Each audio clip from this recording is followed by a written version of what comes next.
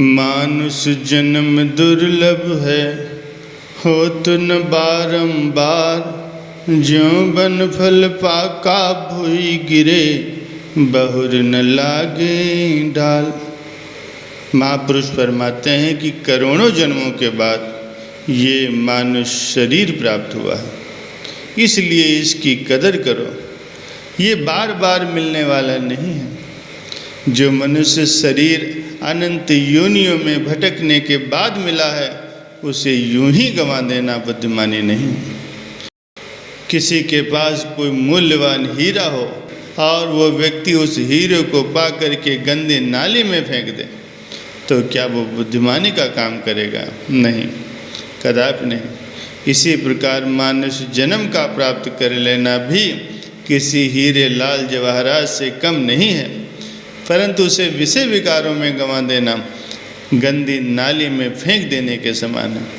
ऐसे मनुष्य को फिर से नीच योनियों का शिकार होना पड़ेगा, बार बार जन्म लेना पड़ेगा, बार बार मरना पड़ेगा। संत महापुरुष चेतावनी देते हैं कि ये मनुष्य अभी भी समय है, प्रमाद की निंद्रा से जाग जाओ, सचेत हो जाओ, सतर्क होकर के अपने काम में लग जाओ और उस काम को पूरा करो। ये अवसर जो तुमको मिला हुआ है, ये मालिक से मिलने की बारी है। यदि समय में नाम और भक्ति की कमाई करके अपने मालिक से मिल जाओगे, तो तुम्हारा लोक भी संवरेगा और परलोक भी संवरेगा। ये एक जन्म की बात नहीं है, ये जीव जन्मों जन्म से भटकता रहा है, तब कहीं जाकर उसे ये मानुष जन्म प्राप्त हुआ। यदि अब भी वो नहीं चेता और अपने काम में नहीं लगा, तो फिर बाद में उसे बहुत पछताना पड़ेगा। किंतु तब पछताने से क्या होगा? जन्म जन्म भटकत रहो, जेहि अवसर के हेत, सो अवसर है पाइयो, अब क्यों भय अचेत। मनुष्य जरा विचार तो करे कि पिछले जन्मों में जीव ने किस कदर से पुकार की थी कि ये मालिक मुझे मानुष का जन्म दे दे ताकि मैं तेरी भक्ति करूँगा। अब उसकी पुकार को सुनकर के मालिक ने ये अवसर प्रदान किया है। यह जन्म मालिक से मिलने के लिए प्राप्त हुआ है। जिस मालिक से बिछुड़कर वो दुख पाता रहा है, मालिक ने उसकी पुकार को सुन लिया है। कुदरत ने उस पर दया करके मानुष जन्म प्रदान कर दिया है। यदि इस जन्म में वो अपना वादा भूल गया, तो फिर वचन भंग करने का उसे दंड मिलेगा और फिर से उसे 84 के चक्र में फेंक दिया जाएगा। यदि कोई ये कहे कि मैं तो दुखी नहीं हूँ, मेरे पास ऐश्वर्य और भोगों की कोई कमी नहीं है, मैं बड़े मज़े से अपने जीवन व्यतीत कर रहा हूँ, तो महापुरुष फरमाते हैं कि ये बात उसकी 100% गलत है। क्योंकि इंद्रियों के भोग जो सुख स्वरूप प्रतीत होते हैं, वास्तव में वो दुख रूप हैं। भगवान श्री कृष्ण जी महाराज जी फरमाते हैं, लफ्ज़ की लज्जात है तकलीफ़ दे और बेसबात, उन पे अर्जुन नहीं करते हैं आकिल इफ्तिफात। जो ये इंद्रिय और विषयों के संयोग से उत्पन्न होने वाले सभी भोग हैं, यद्यपि विषयी पुरुषों को सुखरूप लगते हैं, लेकिन वे होते दुख रूप हैं और आदि अंत वाले अर्थात अनित्य हैं। इसलिए हे अर्जुन, विवेकवान विवेकी पुरुष इसमें अपने आप को नहीं फंसाते। मनुष्य स्वयं ही अपने जीवन के अनुभव से ये ज्ञात कर सकता है कि ये कितनी सही बात है। बाबा गुरु नानक देव जी महाराज जी ने संसार के एक एक प्राणी की दशा को देखा है, तब कहीं जाकर के ये फरमाया है कि नानक दुखिया सब संसार। तो किसी ने प्रश्न किया कि कोई मनुष्य संसार में सुखी भी है?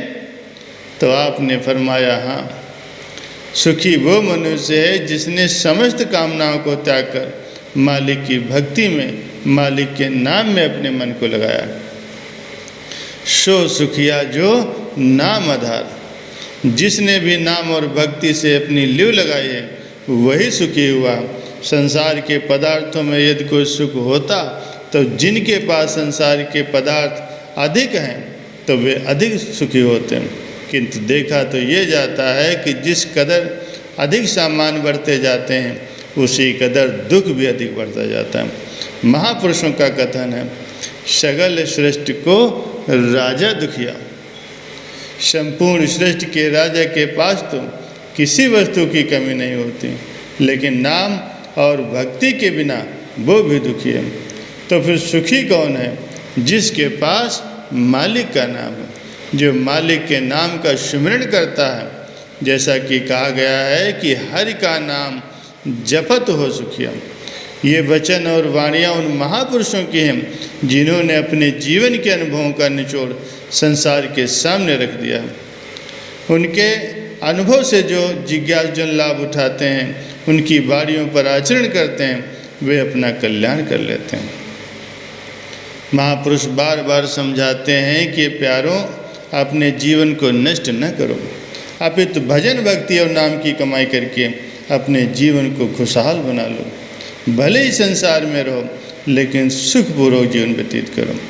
वो सुख तुम्हारे ही अंदर है। विचार करने से जब झूठे लगाव समाप्त हो जाएंगे, तो उस अवस्था में मनुष्य को सच्चा सुख प्राप्त होगा।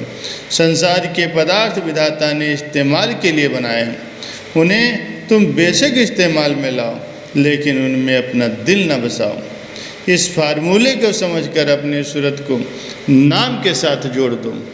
जैसा कि कथन भी है, शत समरथ ते राखि मन, करिए जगत के काम, जग जीवन ये मंत्र है, सदा सुख विश्राम। अपनी सूरत को मालिक के चरणों में लगाओ। संसार के काम काज हाथ पैरों से करो, और फिर वे तुम्हें कभी भी दुखी नहीं कर पाएंगे।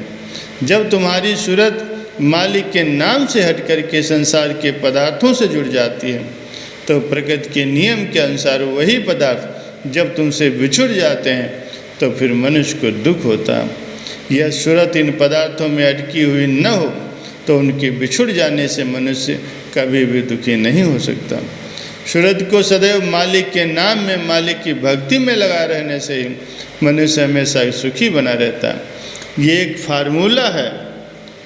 इस फार्मूले को इस्तेमाल में ला करके मनुष्य संसार में एक सुखी जीवन व्यतीत कर सकता है।